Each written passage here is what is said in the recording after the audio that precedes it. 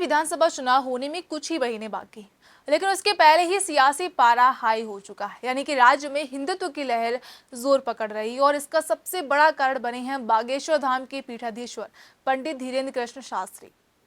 एक तरफ जहां धर्मनिरपेक्ष और सामाजिक न्याय की वोटों का बिखराव तय माना जा रहा है, वहीं हिंदुत्व का नया जनज्वार यहां भी पैदा होता दिखाई दे रहा है। इससे जदयू के मुख्यमंत्री नीतीश कुमार कम, लेकिन पूर्व उप मुख्यमंत्री तेजस्वी यादव और उनके समर्थक ज्यादा परेशान हैं। इस बीच बागेश्वर धाम के धीरेन्द्र शास्त्री जब अपने हिंदू राष्ट्र के एजेंडे के साथ बिहार पहुंचे तो रही सही कसर भी पूरी हो गई, क्योंकि उनका हुरमुट धार्मिक अंदाज बिहारियों पर अपना छाप छोड़ेगा ही। उधर आरएसएस प्रमुख मोहन भागवत सुपौल में और आर्ट ऑफ लिविंग के श्री श्री रविशंकर भी पटना में यानी राज्य में मौजूद हैं। इससे धीरेन्द्र शास्त्री के गोपालगंज में 5 दिवसीय हनुमंत कथा की समा बन चुकी है। वहीं बिहार में हिंदुत्व की समा बनने से सियासी दलों को बेचैनी भी बढ़ चुकी है। दरअसल अपने हिंदुत्व का बिगुल फूंकते हुए बागेश्वर धाम सरकार धीरेन्द्र शास्त्री ने कहा है कि वो किसी भी राजनीतिक दल के प्रचारक नहीं, बल्कि हिंदू धर्म के विचारक हैं। पंडित शास्त्री का ये कहना कि अब सनातनियों को झुकने नहीं देंगे, हिंदुओं की आबादी घटने नहीं देंगे और भारत के पहले ही बहुत टुकड़े हो चुके हैं, इसलिए भारत के और टुकड़े होने नहीं देंगे को सुनकर हिंदू गदगद हैं। वहीं पंडित शास्त्री ने सवालिया लहजे में ये पूछकर अपना धार्मिक एजेंडा स्पष्ट कर लिया कि ईसाइयों के हितचिंतक 95 देश हैं, मुसलमानों के हितचिंतक 65 देश हैं, लेकिन हिंदुओं का हितचिंतक कौन देश है। उन्होंने अपनी चिंता प्रकट करते हुए आगे कहा कि Bharat, Pakistan, Bangladesh, Nepal, Fiji, Mauritius, Suriname आदि देशों में जो 150 करोड़ हिंदू हैं, जो दुनिया की तीसरी सबसे बड़ी धार्मिक आबादी है, उनका हितचिंतक तो अखंड भारत के ही देशों में होना चाहिए। लेकिन ऐसा नहीं हो पा रहा है। यदि ये ऐसा नहीं करेंगे तो हम डंके की चोट पर उनसे हिंदुत्व से जुड़े कार्य करवाएंगे, लेकिन हिंदुओं का अहित नहीं होने देंगे। उन्होंने 2 टूक लहजे में कहा कि हम हिंदुओं के लिए जिएंगे और हिंदुओं के लिए ही मरेंगे। इसलिए हम पूरे भारत में ही नहीं बल्कि पूरी दुनिया में घूम घूम कर हिंदुओं का अलग जगा रहे हैं। मुझे बिहार के लोगों से ज्यादा उम्मीद है। हिंदू राष्ट्र की मजबूत हुंकार इसी क्रांतिकारी भूमि से भरी जाएगी।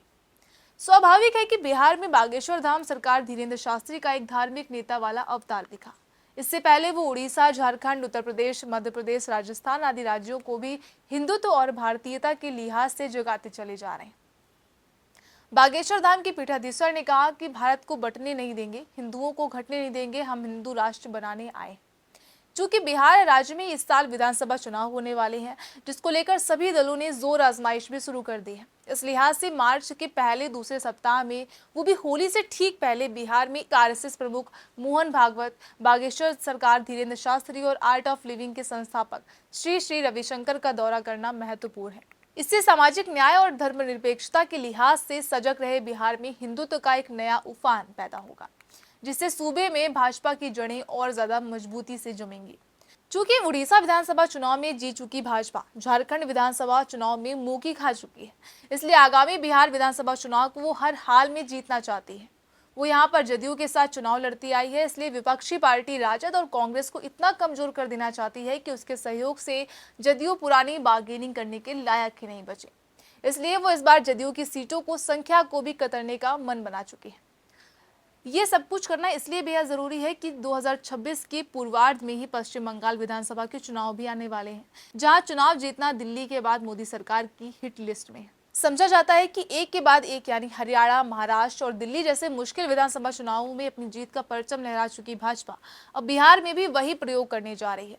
और यही वजह है कि गोपालगंज में बागेश्वर सरकार धीरेन्द्र कृष्ण शास्त्री के 5 दिवसीय हनुमंत कथा के आयोजन से नीतीश कुमार और राजद नेता तेजस्वी यादव की सियासी नींद उड़ चुकी है।